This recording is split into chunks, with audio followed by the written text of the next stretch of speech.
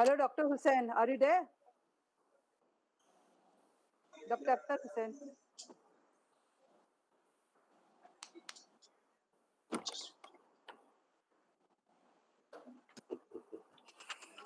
Okay, can we start now? ते आपलं चालू करून ठेवा.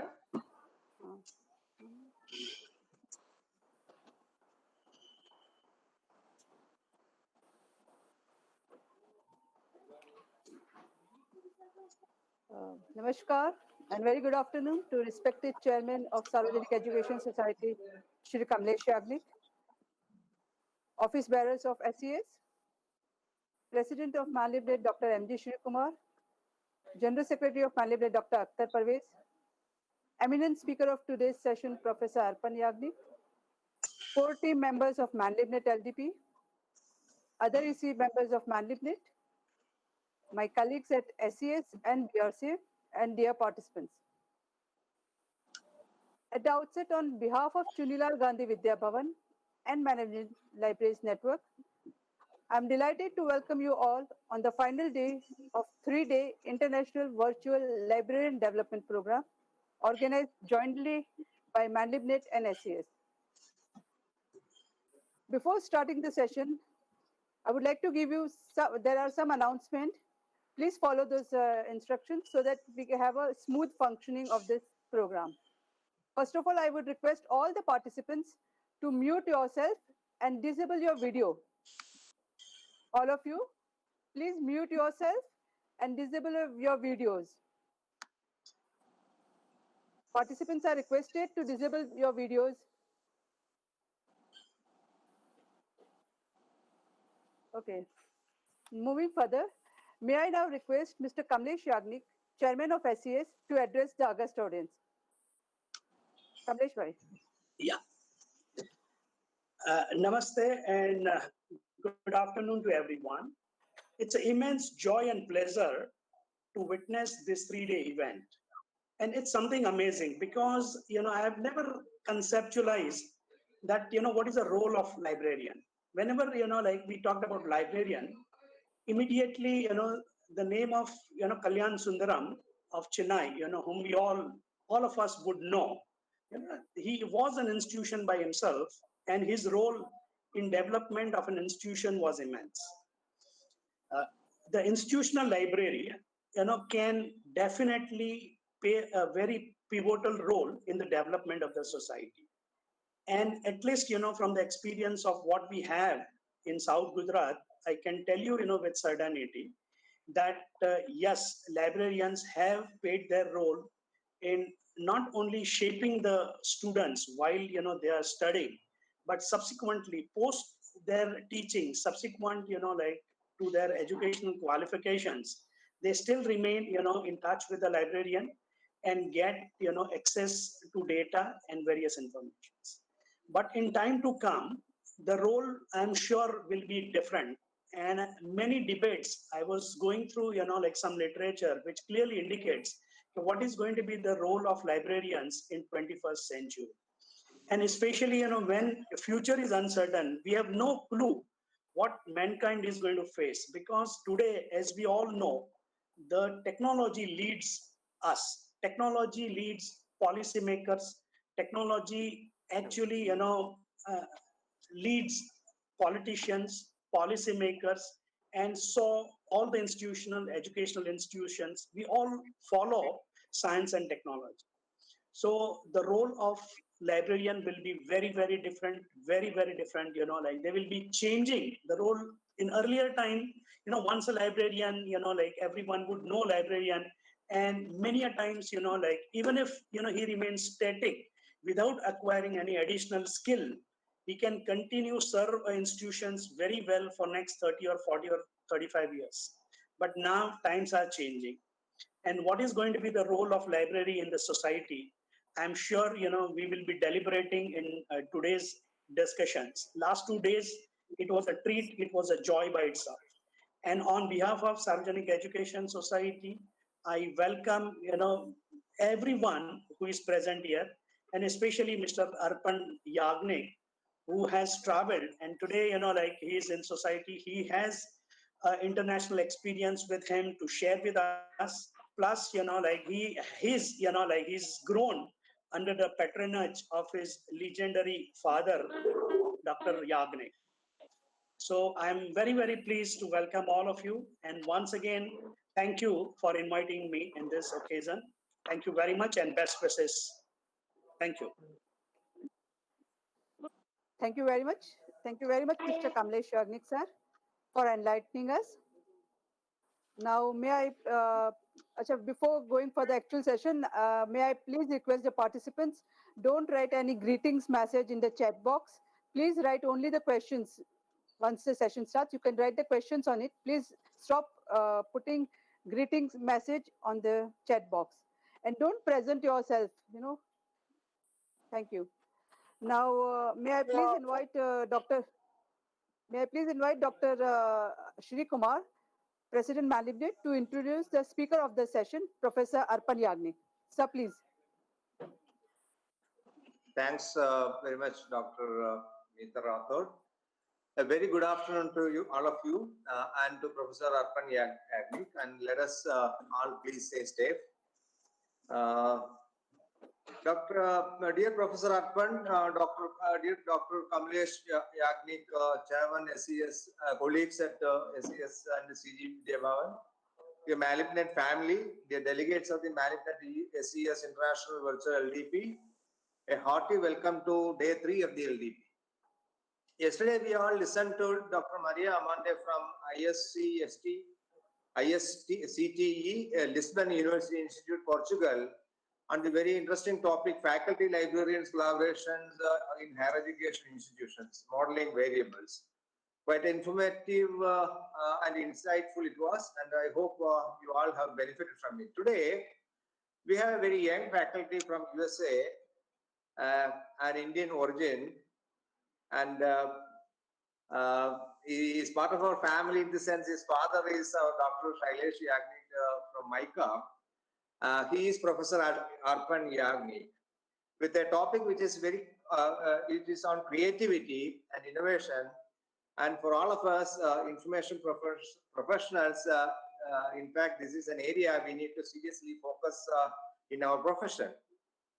And I take this opportunity to extend a very warm welcome to Professor Arpan Yagnik and welcome him aboard the International Malibdet SES LDP.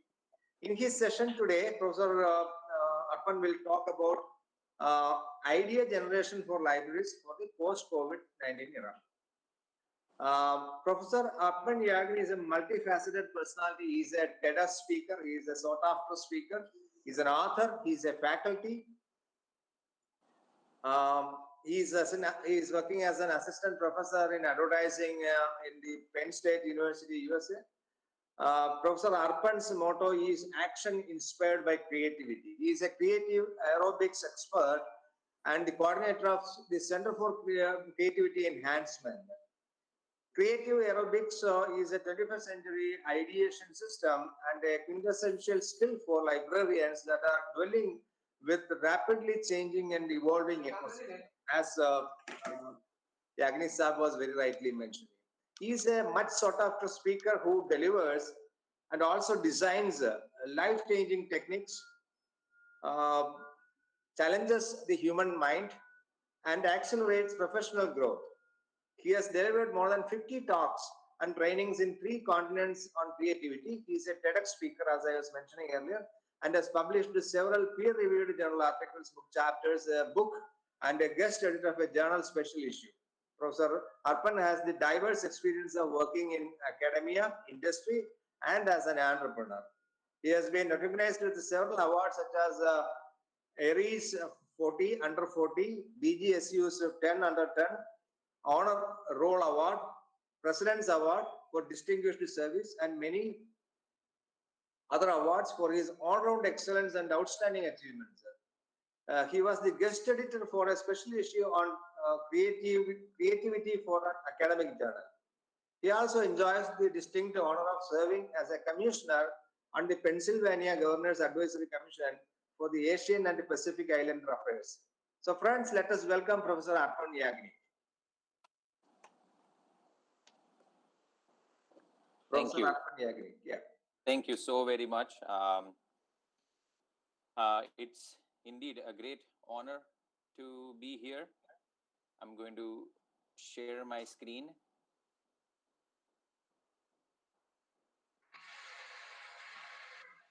All the participants are requested to mute themselves and disable your videos. Thank you. Okay. Can you see my screen? Yes. Okay. So, thank you so much, everyone who has played a role in this amazing event. Lots and lots of participants from India and other countries, and it's indeed a great honor to present some of my ideas and that are relevant to libraries and their functioning in the COVID-19 era. So, since we don't have an elaborate time, I'm immediately going to jump into the presentation. And this is, keep in mind that this is going to be an interactive session. So if you are watching this on YouTube, you can keep a notepad and a pen with you, and you can submit your comments in the chat section otherwise as well. So here's the first slide. I very, very firmly believe that librarianship is not easy. Nobody does it because it is easy. I firmly believe that it is much more difficult than rocket science. If you want to send a rocket to the moon, you are dealing with so many constants. The rotation, the speed of the rotation, the speed of the revolution of the Earth and the moon are constant. The metals that we use in a rocket, the fuel, we know it is its nature. It is not going to change. If the fuel reaches a certain temperature, it is going to create a combustion and propel itself towards the moon. So there are a lot of constants that we work with. Whereas when you are a librarian, every day when you walk into that library, you are walking into a maze. You don't know which faculty, which student is going to come and ask for what information. And it is the essential string that ties a lot of knowledge and culture base that we have as a culture, as a community, and as humanity. So I want to congratulate all of you for being in this very, very noble, humble, and important profession. So with that, I woke up today morning and I was asking myself the question, where does the success of a librarian lie? What does success mean to a librarian?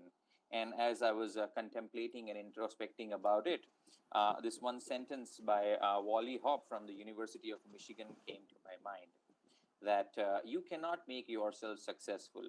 You can only make other people successful. If you do it, you will be successful. This applies so very well to librarians. To a librarian, the success is when the researcher or the scholar or the student, when they succeed, they want something, they succeed in acquiring it and using it for whatever their purpose is. Holi के बाद अइबे नहीं केला पहला छोड़ तो हियां पकड़ाई गेल होली रहे 10 मार्च Somebody needs to 10 mute मार्च के बाद हम themselves. फिर के लिए So you've got to 22 या 24 करे understand that your success lies in the success of other people. ओकर बाद हम गेबे नहीं केली. Can you please identify who is रूपा हम दिलिए ओकरा 15000 unmuted and mute तो रूपा them? देबे नहीं केली. So the success, it's not a passion, it's not a selfish driven understanding of कैसे success. हमरा कमवा नहीं फिर लिए हमें की करी कमवा नहीं हमरा कमा रहलिए नहीं लाख लाख पागल. I request the participant who is talking in the background to mute himself.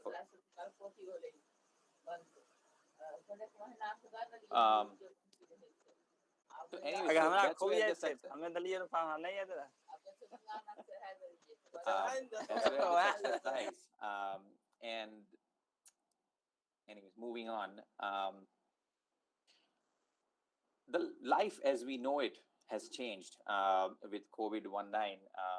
Everything that we understood, everything that existed has suddenly shifted. The nature of it has shifted. The requirements have shifted, and we still don't know what the future holds, because this is still an event in progress. It is no way behind us. We are still in progress, and we are evolving with the events that are taking place, with the more and more contractions of infections all across the world. So this is a global event that is affecting every sphere of life, including this very important profession of librarianship and libraries all across the world, be it a public library, a private library, a school library, college library, institutional libraries. It is affecting each and every aspect of life. So let me give you an understanding of what life was before you know COVID-19 came in. So if you have seen this figure that you're seeing on your screen, you can type a Y in the chat section. Have you seen this? If you have seen this, something like this before, you can type Y.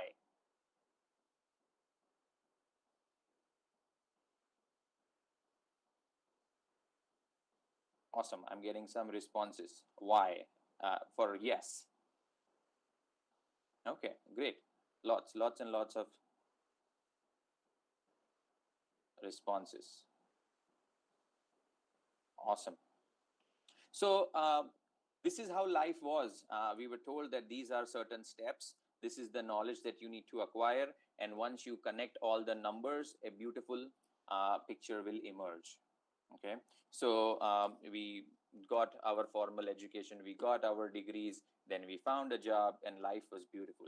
Same goes for the library. You have certain books, you have certain infrastructure, you have a certain number of technology, you have a certain number of people, manpower, and everything was running smooth. So this is what life was before. Now what has happened is you have this. Makes no sense, but still we all have to make sure that we create context, we create meaning out of this. This is also a picture, maybe unfamiliar to most of you. It doesn't have the numbers that you can join the dots. There are no dots, but you are still required to join them to make sure that the society continues, the culture continues, the education continues the way it has before. So this is the challenge that we are dealing with in this age and day. Uh, so why do we talk, why is idea generation so important? It is very important to understand before we go into the core of idea generation, the three aspects: creativity, ideas, and innovation. These are three different things, and they are at three different layers. Creativity is the core fuel. It's like the crude oil. It's the wood that once you require to generate the fire. So creativity is at the bottom of it. It is the crude oil. Ideas are like the fire. What you do with petrol, you can put it emerges out of creativity. And there are lots and lots of ideas that emerge out of it, but then there are some that become really popular, that have a lot of value either societally or individually, and they pick up popularity going down the way, and they transform into innovation. So this is very important for us to understand that creativity is the core fuel helps us generate ideas. And once we have ideas, we sift through them, we evaluate them, we monitor them, and then some of them they transform into what we understand as innovation. So innovation in library, we are not going to talk, because I'm going to focus on developing creativity so that you are able to develop ideas. And one of those is going to be the future innovation in the library sector. Okay. So now, as we understand, how are ideas generated? Ideas are generated mainly through two means. One is through provocation, which is more like, there is a stimuli and you respond to it. a need based, like a necessity is the mother of invention. There was a need, there was a stimuli, and in response to it an idea came, a solution presented itself. So that is one way. The thing is that there is no system in that. So you can get lucky if you are in that situation and the environment presents you something great. But if you're not lucky, then you're not going to be able to emerge ideas, because usually stressful situations, be it home personal situations or professional situations, they dampen the creativity quotient. So your idea generating ability goes down. And especially now with the COVID-19, you see, like, there is a layer of tarmac. Like tar has developed on all of us. We all don't know what's behind. There is an opaque layer in front of our eyes as to we don't know what is going to happen after 1 week. And we have to make sure that we develop from these micro cracks that are there, a small a beautiful little flower, that's an idea, emerges out of it. So for that we require a system to help us develop ideas. Another reason is that if I ask you to immediately jump to a solution, okay, say for example, let's come up with a great jingle or a great tagline, it puts pressure on the solution driven system, puts a lot of pressure. So we need to have a system that helps you put your emphasis on the process, and once you surrender the process, you are able to generate a lot of ideas. There are a lot of idea generation techniques out there. Brainstorming, I'm sure you all have heard. It started in the late 1950s, and then it was an individual technique. But then, as research further, they realized that it works the best in a small group setting. Small group setting, what type of group is also very important, because if it's a homogeneous group, then the type of ideas that are generated are not diverse. It's the same set of ideas that get repeated time and again. So we need a diverse group of people. And now with the COVID-19, to gather a diverse group of people is very, very challenging. It's very difficult. So we need a system that's more at an individual level, and that emphasizes more on the process rather than the solution. And for that, we have creative aerobics. Just before the session, we were talking, and I said that our brain is one of the least exercised organ in our body. We do a lot of different types of workout to build muscles that have some external visibility. But when it comes to our brain, and we don't exercise our brain as much as we should. So creative aerobics is an ideation system. It is made up of 4 interconnected set of exercises. It helps you to use your left and right brain together. Our left brain is typically more rational, more logical, and the right side of our brain is more creative. We are trained for almost 15 to 20 years of our life to keep on using the left side of our brain. We go through 2 funneling systems. One is parenting, where we are all, no matter where you come from, are told that, hey, you be well, do good, don't lie, don't cheat, behave in a certain manner. So all of us are given a similar set of instructions. And then the second funneling system is education, where we are all taught a language, some mathematical skills, and other different ways of thinking, which develops patterns of thinking, which are very hard to break. So the use of right side of the brain gets very, very shrinked and limited. We want to make sure that we are able to utilize the right side of our brain, and also be able to use them together, because through that we would be able to access solutions that are available but are not accessible. Creative aerobics has been around for more than 2 decades, and there are lots and lots of success stories. Students have won more than 200 national and international awards using it. I do a lot of professional trainings, but today I'm not here to tell you about all those success stories. I am rather interested in creating some more success stories in the area of library. So this is the cover of, on the left hand side of your screen is the cover of the book, which my co-author Linda and we wrote. It was published in 2017 by the title Creative Aerobics. And on the right side of your screen, we have the 4 steps. The first step is finding facts.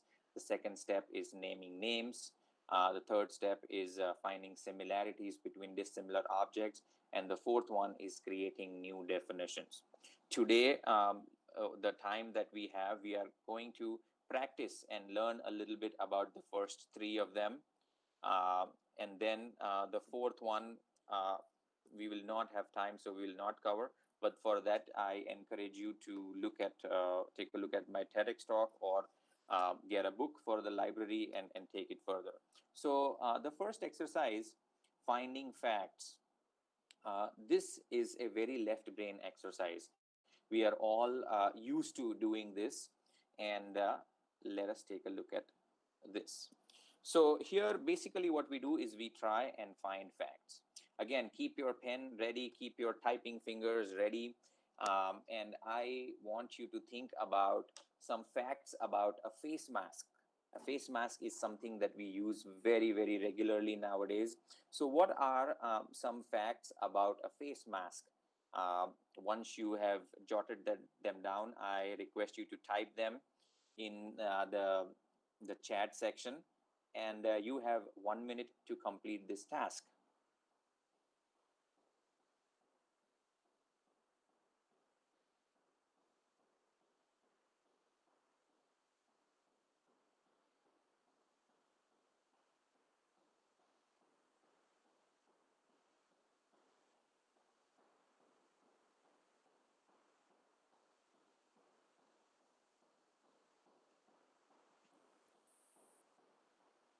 Oh, awesome. Some responses have started coming in. Ear loops protection, wire use, need of the hour. Very good. Great responses so far.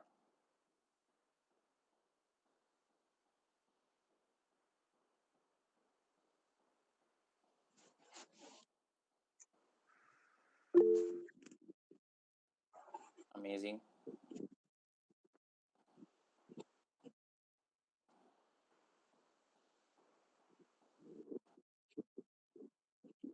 Filter of dust. Awesome. Good job. Protect us. Great response. Keep them coming. Reusable. Very good. That's a great fact. Mandatory. Very good. 3 to filter. Okay. Very nice. Distribution, normal life. Awesome. Good job. So yeah, see, this is very, very easy. The first one, because it's left brain and we are used to using our left brain. So face mask is something that we use on a daily basis, and it is very easy to come up with different facts, as a lot of you have listed. Let us look at something which is a little bit closer to the home.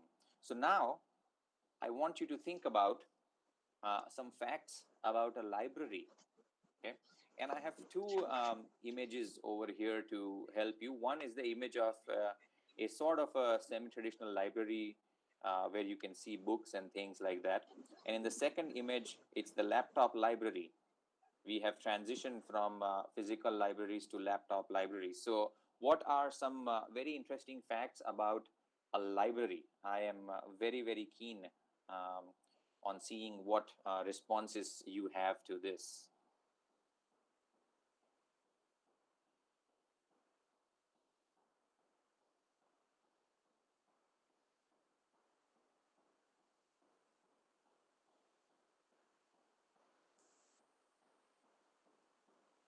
Inclusive space. Good response. Love it. Knowledge producer. Nice. Dissemination. Seeking information, browsing, creation.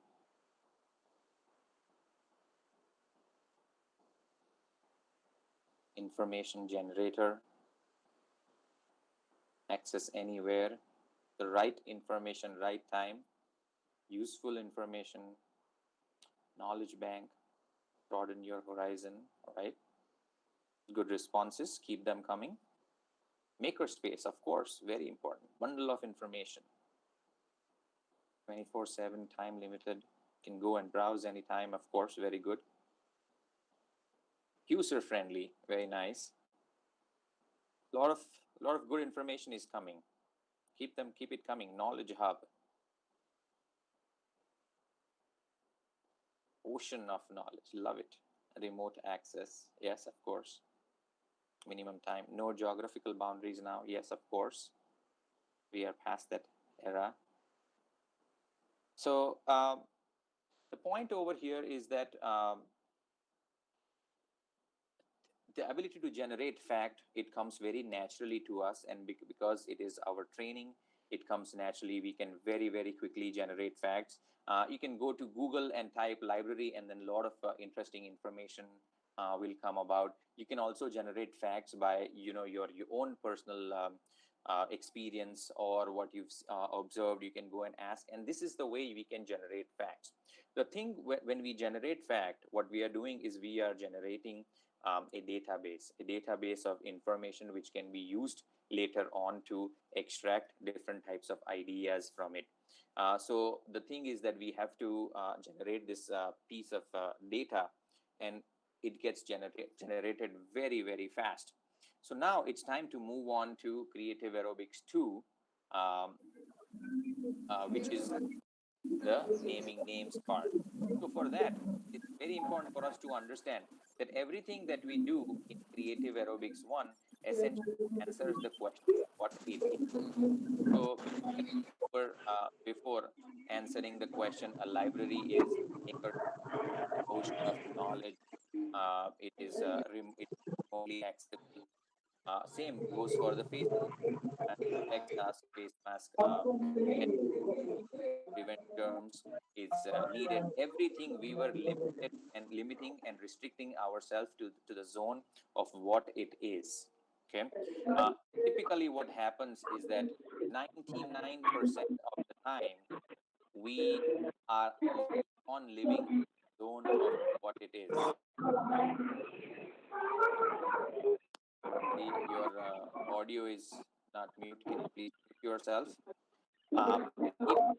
Keep in this zone of what it is, and it sort of impedes our ability and limits our ability to go and seek solutions. All right. So now with Creative Aerobics 2, we are slowly and surely going to enter in our zone of what it isn't. So first of all, let us look at some of the strategies with to come up with new names. This is Creative Aerobics 2, naming names, and these are some of the strategies. So the first requirement over here is that all your new names, because they are names, they have got to be nouns. Okay, keep that in mind. They've got to be nouns. How can you come up with nouns? You can just start looking around yourself, and there will be a lot of nouns that will present. If I look around me, there's a cell phone, there's a hand sanitizer, there is a statue, there is a calendar, there is a little globe, there is a bulb, there is a switchboard, there is a statue, there is a photograph, there is a water bottle. These are all perfectly fine. So you just look around. Then you can use a fact. So how would that be? So say, for example, for the face masks, we use that it is used for protection, which is a fact. So what are some of the other things that are used for protection which are not face masks? So there the examples would be a seat belt. It could be the pads that cricketers wear to protect themselves, helmet, gloves. These are other new names that you can come up with. Then there are two other strategies, random selection and directed selection, to come up with new names. So in random selection, you can just take any book and then open the page, and whatever the first noun appears, you can use it as a new name. In directed selection, you can take any letter in the alphabet, say for example S, and then start listing all the nouns that start with S. So for example, sea, snake, slate, like that. So these are just some strategies to help you. Of course, we are going to practice how to do it now as well. So again, we have worked with face masks. Again, look around, use any of the strategies, and then start coming up with new names for face mask. So basically start typing the new names which are nouns in your chat or in your notepad. So let us see what we have as new names for a face mask.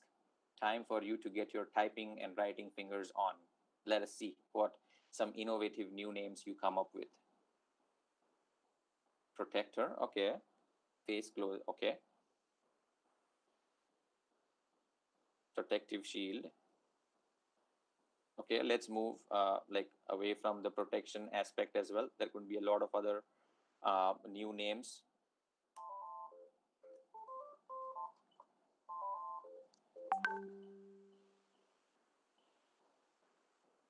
No, I think you need to, the face closer and protector, what we have to come up with other names. So names that are, what are some of the other things that protect you, which are not mask?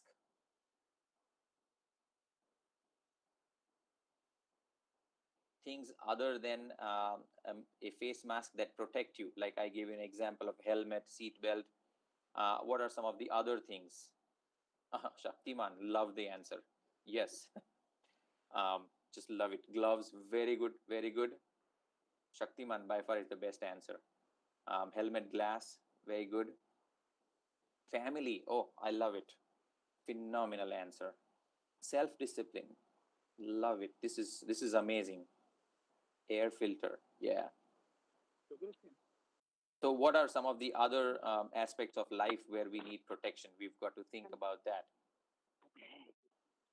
Shoes, very good. Staying at home, sure. Okay, okay. God, yes, absolutely. Sure, sure, sure. Okay, we will, nature doctor, very good, very good. Seems like you're getting the hang of it, very good. Let us try this again for, the library setting. What are some of the new names that you can come up for a library? You can use the strategy of just looking around and listing all the objects, or you can, use any other strategy. So maybe let's use directed selection. What are some of the nouns that start from the letter N?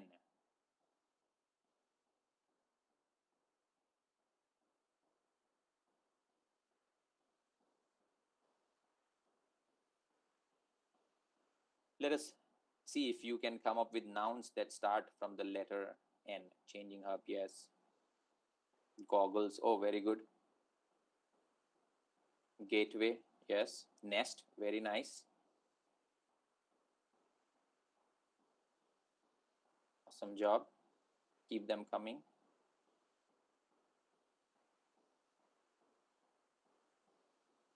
Home. Boundary, network. I like network. Neighbor, very good. Sweater, very nice. Okay, now see if you can come up antivirus. Love it. See if you can necklace. Very good. Nice. Oh, wow. Umbrella. Love it. Love it. Love it. What are some of the new names or nouns that start from the letter B?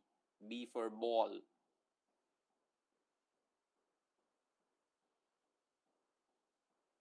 B. Very good. Book. Back up. Best is not a noun. Book, bond, star. Yes, very good. So these are all new names. Okay, you get the hang of it. Bird, boundary, book. Awesome, awesome. Bandage. Awesome job, guys. So far, I'm really thrilled at the progress that we've made. So these are all new names. We've generated facts, and now we've gone into the right side of the brain to generate some of the facts, new names, which means that from the zone of what it is, we are now entering the zone of what it isn't. So here, essentially, you are answering or completing the sentence, a library is not a bee, book, bird, backup, etc., etc. Earlier, you were saying a library is all of this. Now you are saying a library is not all of this. The zone of what it isn't is vast. We don't look into it. It is infinite. Because we are so trained to look into the zone of what it isn't that we develop a sort of tunnel vision that we never actually go and look into the zone of what it isn't. They are both very important. With creative aerobics, we want to try and optimize on using both of them simultaneously to optimize our potential and the potential of the institution, the library that we are affiliated with. So every time you try and make an effort of consciously going into the what it isn't, suddenly the entire cosmos opens up to you. Okay, so and then of course there are tremendous number of solutions that present, and then it's just a matter of picking which one is the best for us. So far we've covered the what it is, which is the finding facts, and then the second aspect of what it isn't, which is the new names. So creative aerobics 1 and creative aerobics 2. Now let us turn the creative switch further on. So creative aerobics 3 is about finding similarities between dissimilar objects. So with creative aerobics 1, with the what it is, you were in the zone of similarities, you were in the zone of comfort. And then with creative aerobics 2, I threw you into the zone of unknown and uncertain. But then you would wonder that how do these two connect? And that is what we are going to examine in creative aerobics 3. So here I have a little exercise for you. There are two images. One is of a cat and one is of a refrigerator. I want you to think about some of the similarities between a cat and a refrigerator. So I'm going to give you, maybe 30 seconds, and you are going to think about what are some of the similarities between a cat and a refrigerator. How are they similar? And you are going to type your responses. Oh wow, milk, gray color, fish, water, cool, amazing. Both keep me cool. White. Both create purr sound. Excellent job. Ice cream, they are refreshing, very good. Purr, amazing, amazing responses. Keep them coming. Yeah. Both. Water, yes, they both have water in them. Both like meat. Okay. Butter. They both can have chicken in them. They're both adorable. Oh, that's so sweet. They fulfill needs. Yes, they both need attention. Oh yes, absolutely. Amazing. Freshness, food items. Reduce depression or pressure. Oh yes, absolutely. Wonderful response. Care. They're both strong. They're friendly. Love it. Love it. Ice cream. Yes. Cake. Very good. Self-confidence. Interesting. They both keep me happy when I'm eating. Wonderful. Wonderful. See, now as we go, you see that a cat and a refrigerator, they are so vastly different. But then yet again, when you turn on the creative switch, suddenly a vast new world opens up, where suddenly you are seeing so many more similarities, which earlier they existed, but they were not part of your reality. So similarly, I have another exercise for you. You're doing a great job so far, guys. So what are some similarities between a face mask and a library? So think about it. What are some of the similarities between a face mask and a library? So let us see what you guys have got to say. Protection, wonderful.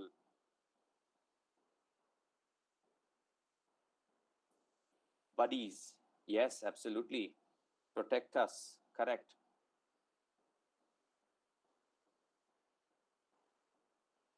Okay. Uh, Useful, very good. Protection, useful, savior, illiteracy, sure. Essential, they both connect us, interesting. Housekeeping, very important, yes. Integral part of our lives. Okay. Loyalty, okay. Lifesavers, very good. Pest control, I love that response, pest control. Indispensable, correct, correct. Reusable, yes, absolutely, very nice. Necessity, confidence, yes. Teach what life is, okay. Inevitable, amazing, like it. New look, correct. They both require, yeah. Free from negativity, amazing. Wow, wow, wow. I'm having a hard time keeping up with the responses. You guys are awesome. You guys are awesome. So now I'm going to give you a little tough one, okay, to exercise this. So we have done cat and refrigerator. We've done mask and library. Now here's this one. What are some similarities between shoelaces and a library? Let's see how far and deep you can think and how far you can go into the zone of what it isn't. So what are some of the similarities between shoelaces and a library? Both tie, bring together, connecting each other, wonderful bonds of string.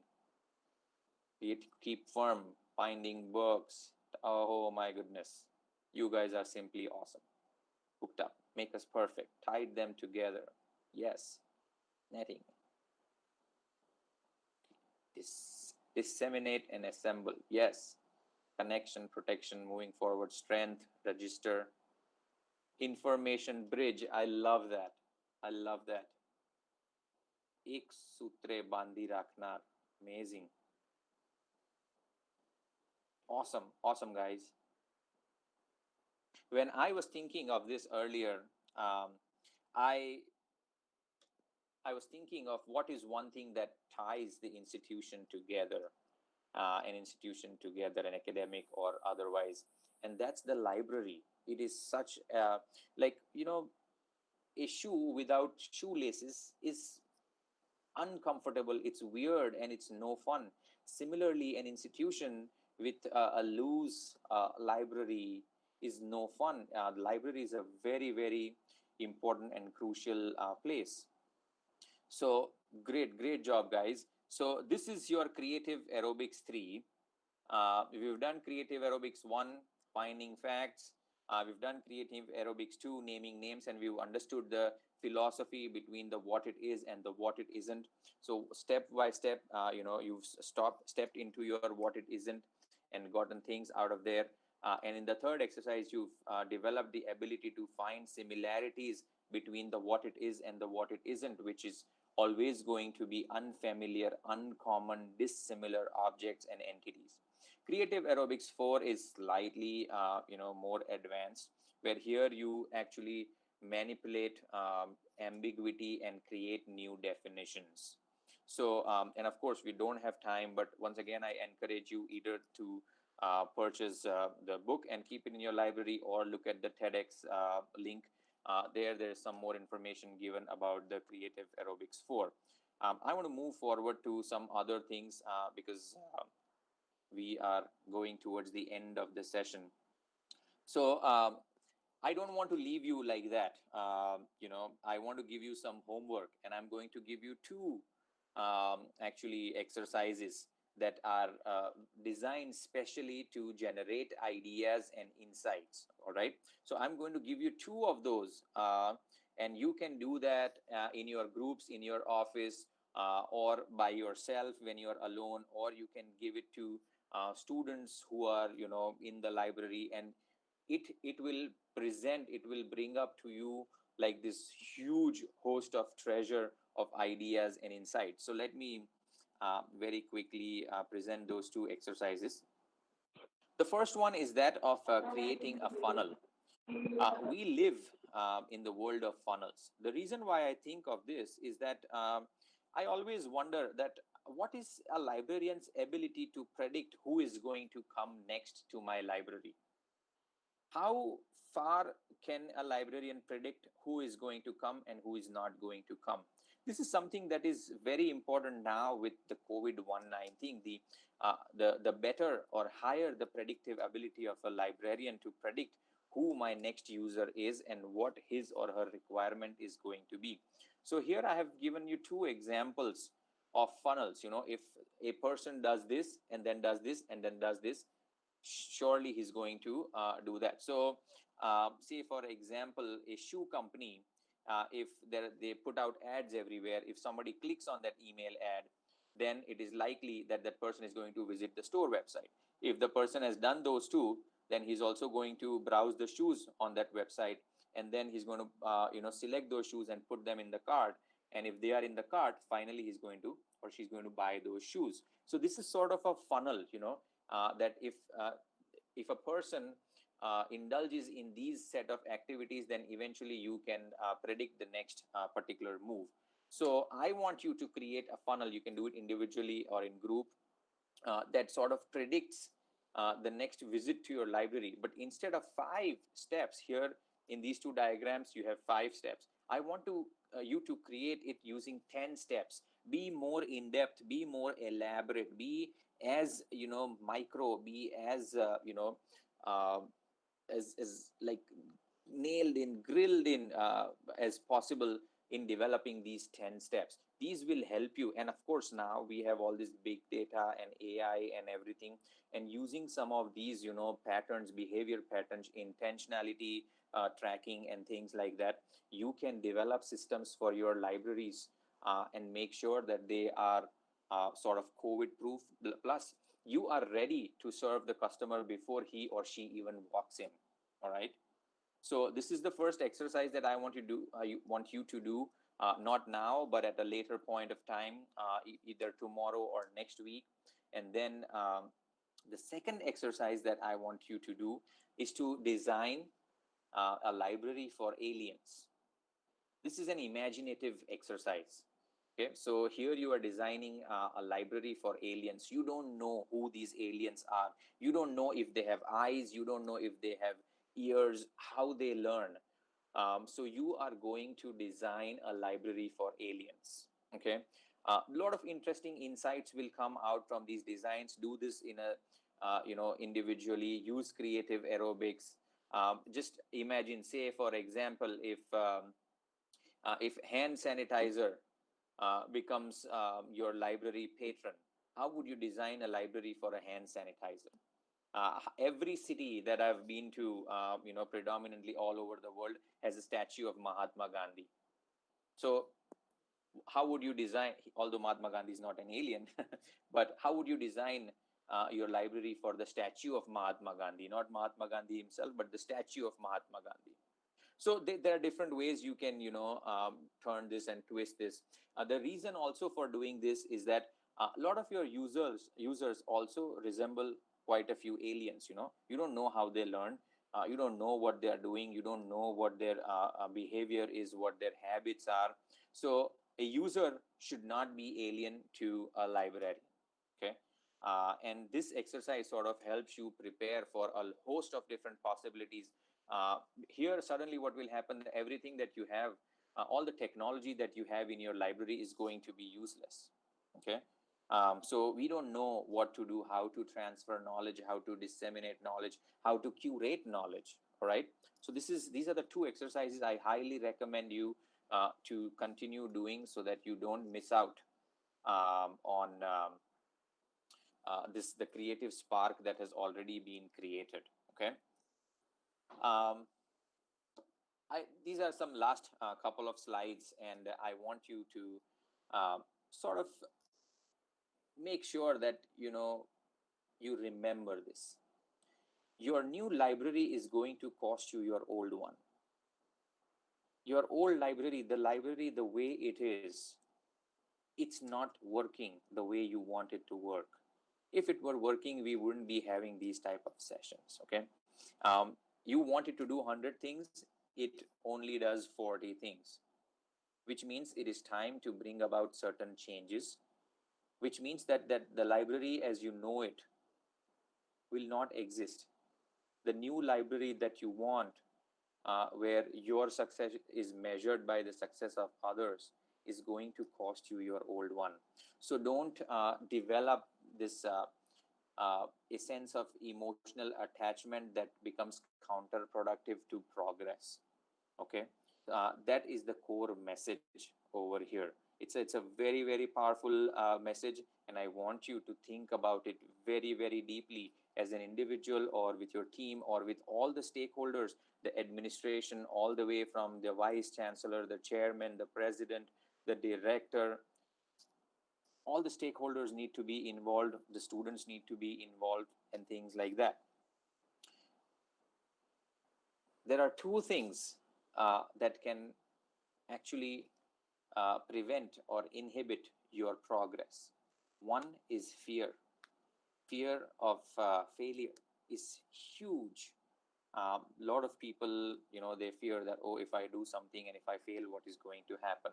If I do this and I'm not able to generate the type of results, things are at stake. Well, a fearful existence is the worst form of existence, in my humble opinion. When we talk about liberation and emancipation, we have to defeat fear. The new library, the new reality that we are talking about cannot and will not be achieved if you keep on being influenced or be inspired by fear.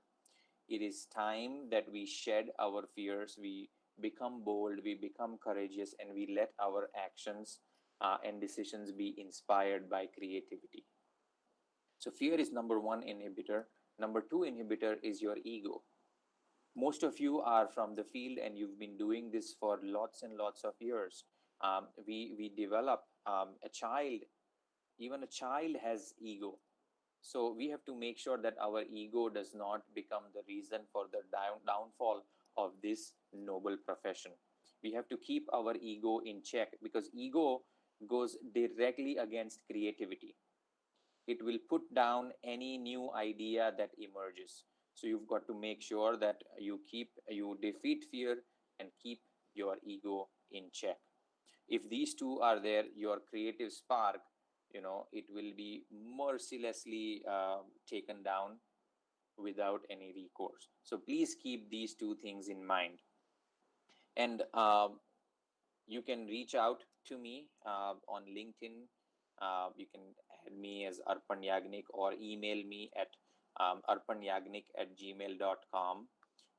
If you have any further questions or concerns other than the ones that we are able to discuss in the next few minutes, or if you do some of the exercises with your team and if you want to see how you can interpret some of the ideas and generate insights, I will be more than happy and glad to sort of facilitate the insight generation, or how some new segues can be created to develop some exciting innovations in the library field.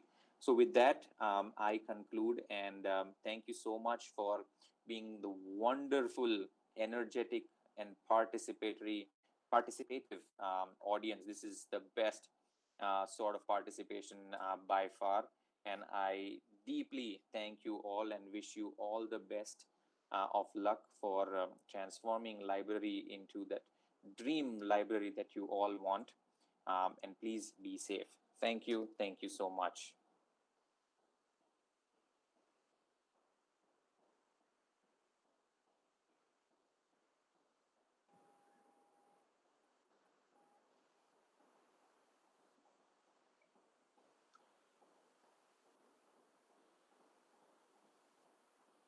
Dr. Shri Kumar, sir. Yeah, hear me. Yeah. The chat box is flooding with appreciations and accolades. So that is great, Dr. Arpan, Professor Arpan. So it is really informative. It was really informative, highly insightful, and mind-boggling.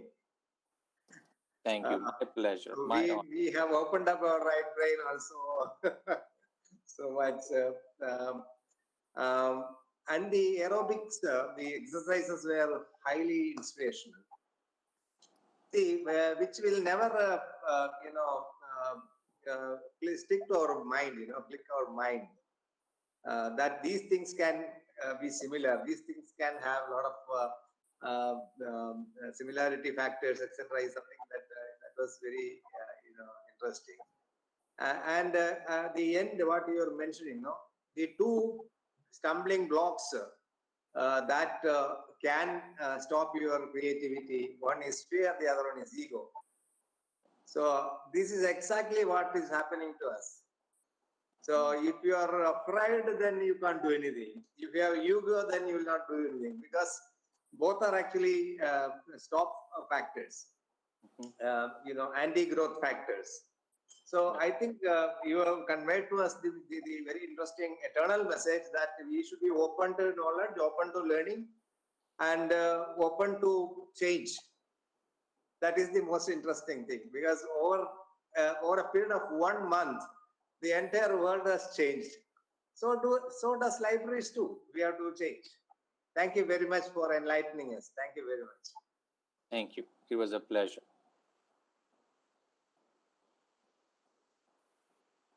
Yeah.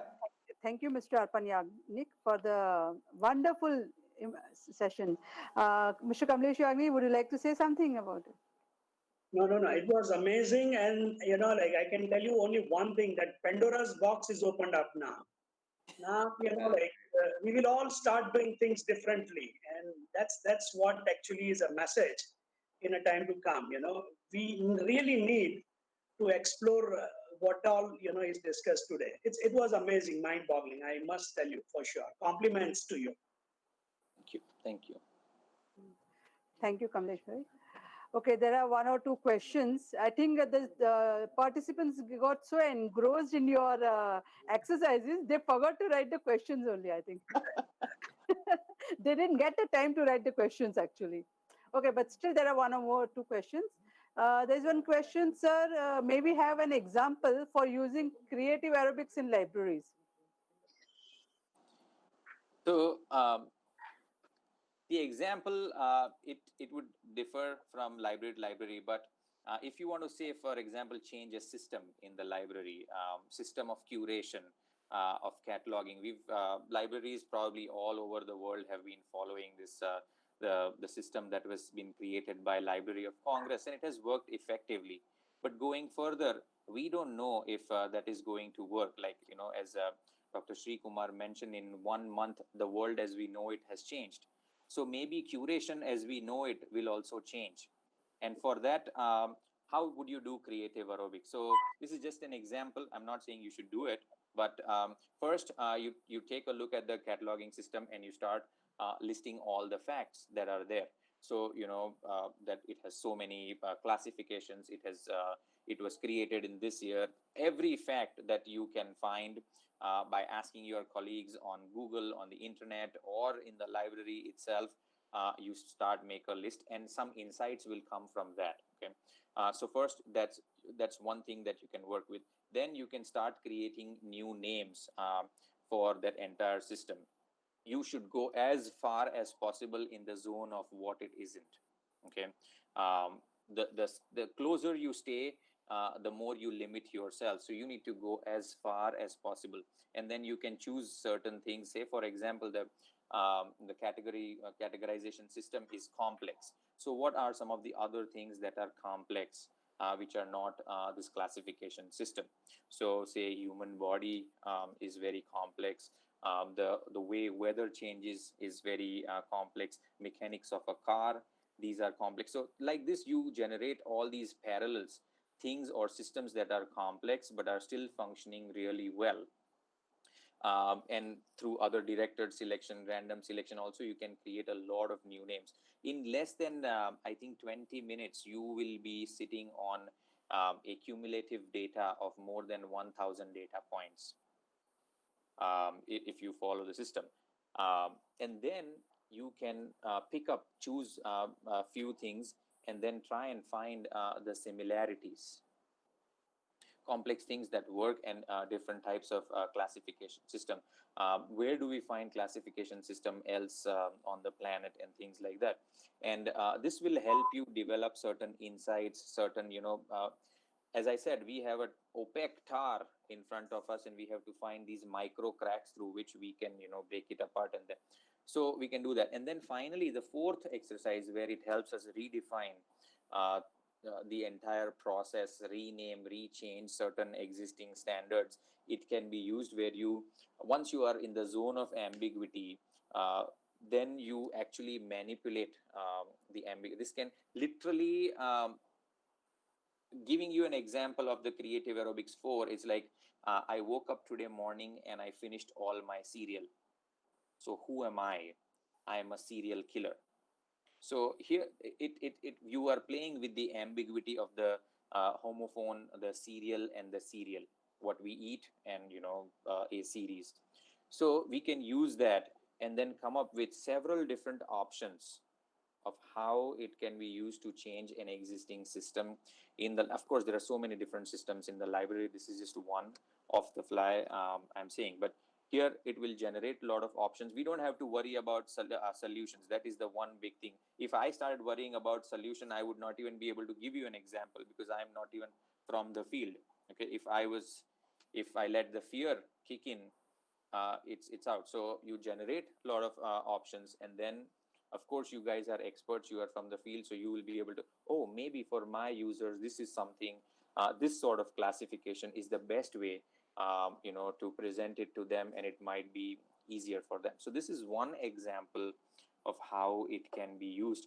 All the 4 exercises can be used, or at times only 1 or 2 in different combinations can also be used to come up with the desired set of solution or responses that would like to prefer. So that would be my response to this question that was posed. Yeah. Thank you. There is one more question, like which are the factors which help us in developing our creativity? So I'm glad whoever person asked this question. If you ask 100 people and say how many of you think creativity is important, all the 100 will say yes, it is very important. And then when you ask what have you done in the last 6 months to develop or enhance creativity, you will hardly see 5 or 10 people at the most who will have actually done something. So creativity, I come from the school of thought that creativity, it's not it's a skill, it's not inborn. We are all born with it because of our training, the 2 funnels that I mentioned, education and parenting. We are sort of deprived of it.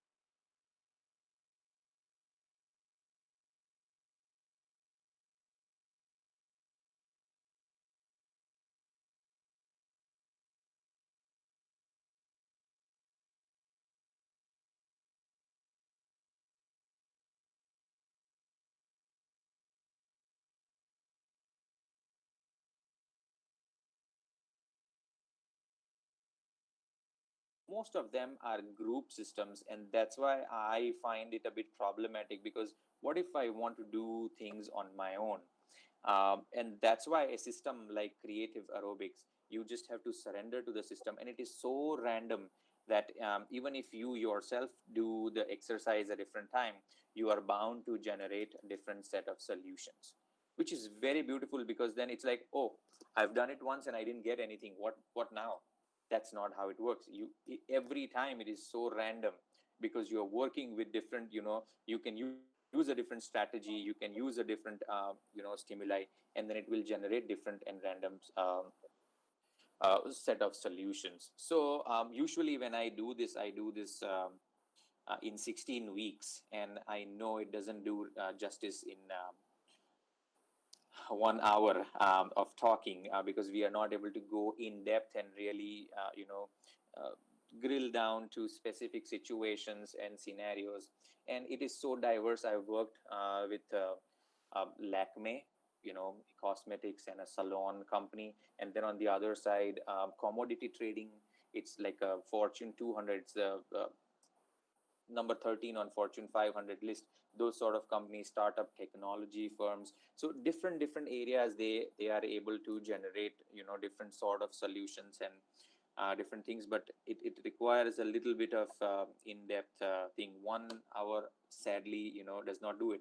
Another thing why I said this is a very important question is that we do not include creativity in this profession in a systematic fashion. How many librarians have creativity in their ARA, their key responsible areas, their ability, their coming up with new ideas, KRA does not have creativity at all. We are not generating or developing creativity as a culture systematically. A librarian can do two things. If he is in a position, he needs or she needs to make sure that for his or her subordinates include creativity and creative development, creative change of systems as in KRA. This is something that you will be evaluated on like this. You can also ask your supervisors, that hey, please include creativity in my KRA. I want to be evaluated on it. So there needs to be advocacy, communication on both the ends. That's how you systematically inculcate creativity and make it a culture, because we all want it but we do nothing about it. So as a system, as a culture, you won't believe Penn State is some 250 years old. Last year, after 250 years, for the first time, I taught a course entirely dedicated to creativity. It was known as Understanding and Enhancing Creativity. After 250 years, it's one of the largest public universities in United States, very old. So even if you all have gone through formal education, where have you taken any creativity courses? But you are all required to be creative and imaginative. How many of you have taken a course in imagination? People think that they know how to imagine. If I put you in certain scenarios of imagination, you will exhaust yourself in less than 7 minutes, because we just are not trained in any of these things.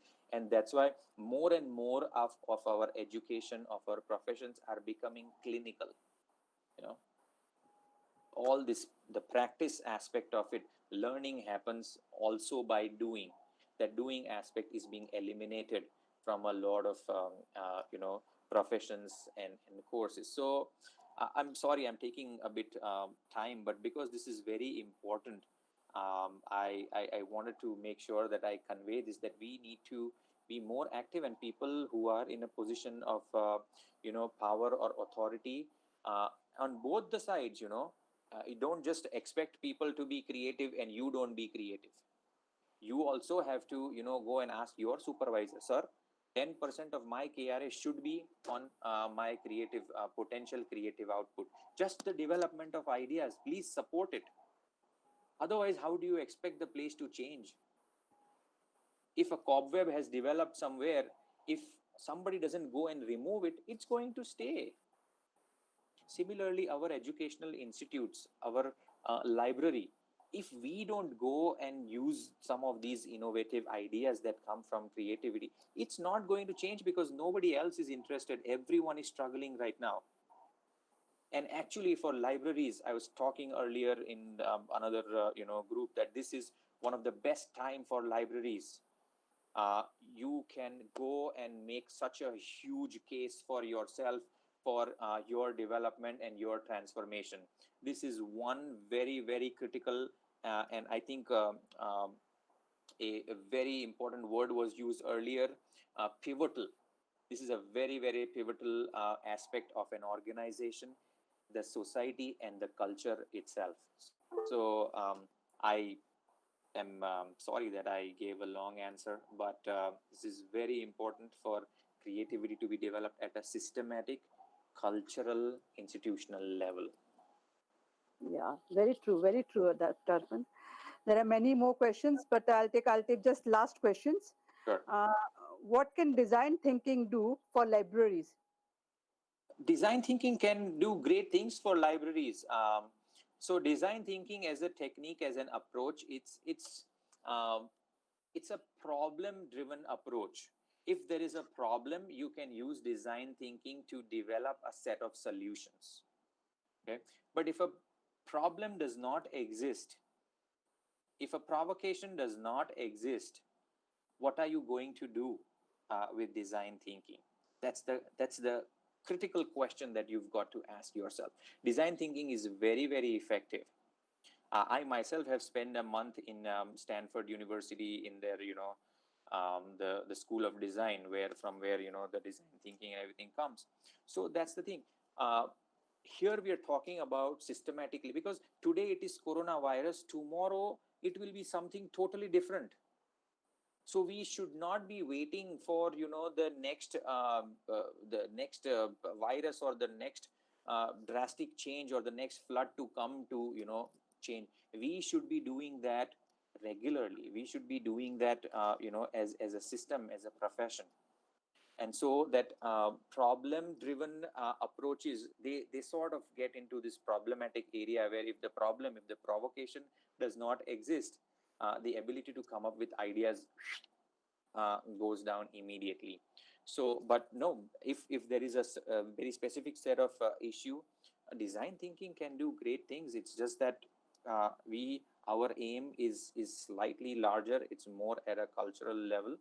So we want to make sure that everyone has this fuel through which they can generate lots and lots of ideas, and where they are not dependent on design thinking. Also works sort of in a group setting. It requires a diverse set of individuals, a heterogeneous group from totally different backgrounds, because it wants to evade creative exhaustion. So that's also another sort of downfall of design thinking, and that's what I would like to say about it. Okay, thank you, Dr. Arpan. Now, may I please request Dr. Akhtar Parvez, General Secretary of ManLibNet, to deliver a formal vote of thanks. Thank you. Thank you. First of all, Arpan, it was an excellent presentation. And let me tell you, when you were speaking, I was able to relate a lot of things to what we did in our library. And I liked what you said, that though you have a lot of attachment to things what you do, especially your libraries, but it should not be counterproductive. Okay, so that is very important. So what we did, we made a lot of changes in our library, and we were doing things in a particular manner. And I asked my staff to be a little creative, start thinking. If you are finding any problem in doing a process, let me know what are the problems that you are finding. And finally, we could things which was taking us 8 months to do. Now we are able to do the same thing in just 4 months.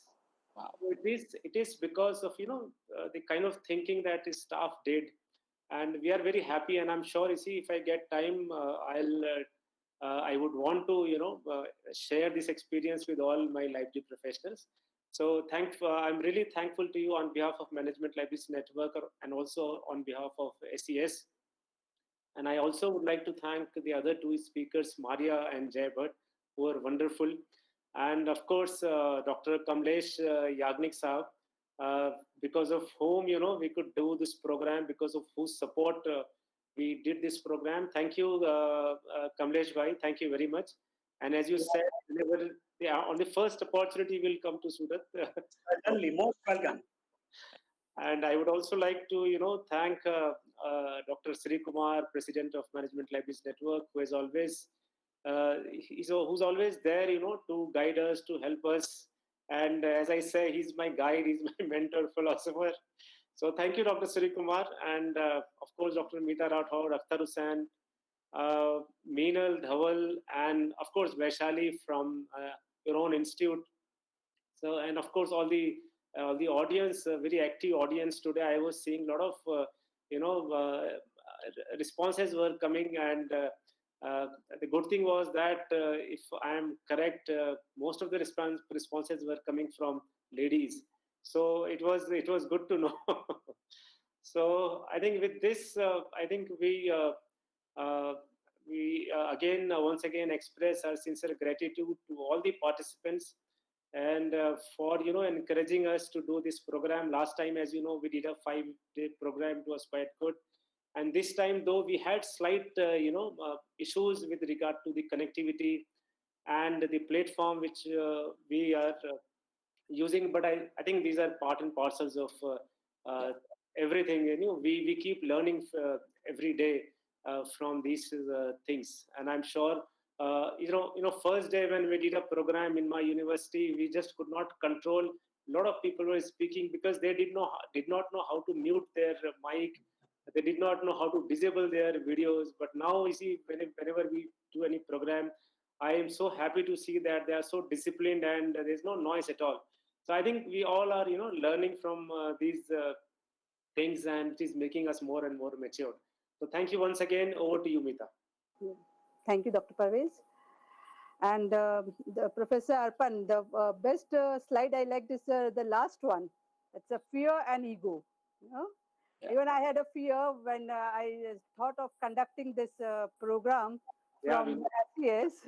So I had a fear whether it will be whether I'll be able to do it successfully. Some technical issues would be there. Of course, there were some technical issues, and we had some problems also. But still, we could do it successfully. I can say that. And ego is very important. Like you feel you may fail. In suppose I fail in conducting this program efficiently. So what will happen to my image? So once again, I boosted up, after seeing your presentation, and especially the last slide. That never fear about the failures. If you fear about the failures, you will never be able to do anything in the life. So thank you very much. So, like, for the formal vote of thanks, I'll say that on behalf of Chunilal Gandhi Vidya Bhavan of Sarvajanik Education Society, heartfelt thanks to ManLibNet, and specifically the President of ManLibNet, Dr. Shri Kumar, and General Secretary, Dr. Akhtar Parvez. No, they always supported me or encouraged me for doing any activities, and they've always given me a free hand to take any decisions. So thank you very much to ManLibNet, office bearers of the ManLibNet, EC members of ManLibNet for accepting the request and to organize this LDP in collaboration with SES. Looking forward to many more such collaboration in future. Thank you very much to Chairman Sir Shri Kamlesh Bhai Yagnik. Again, I'm very lucky that at ManLibNet also I have a leader who always supports me and encourages me. And here in SES also I have a leader who always supports me and encourages me to come out with the new ideas and do different activities. So thank you very much, sir, for all the support and encouragement during the entire process of this preparation. And thank you very much for your kind presence during the technical sessions. It really boosts our morale, that our sir is there with us, And thank you very much to all the eminent speakers for the excellent presentations, right from Mr. Jai Bhatt to Maria, and now today Professor Arpan Yagnik. Okay, thank you very much, Ms. Sonal Bansal, for designing the very beautiful brochure. Thank you very much to the technical team of SES, especially Hemakshi Modi, Banti Patel, Parvez Mansoori, and Tejas, for providing technical help in this live streaming of this sessions. Special thanks to Hemakshi Modi for efficient email communications, And kindly accept my apologies for any technical inconvenience occurred during this program. So with this, I think we should announce the end of this program. What do you say, Dr. Shri Kumar? Yes. We are coming to the closure of the program. We are ever thankful to Dr. Kamlesh Yagnik sir for giving us this wonderful support. Dr. Mita Rathod for wonderfully coordinating the entire program, and Dr. Akhtar Parvez for all supports, and we are actually guiding each other. So for your guidance and mentorship, and to Dr. Arpan Yagnik for the wonderful lecture, highly enlightening, highly inspiring, so motivational, so very good. And to the other two speakers yesterday as well as day for yesterday, they were all wonderful speakers, Dr. Maria as well as Mr. Jay Bhatt. Thank you so much. And yeah, I would like to add one more line over here.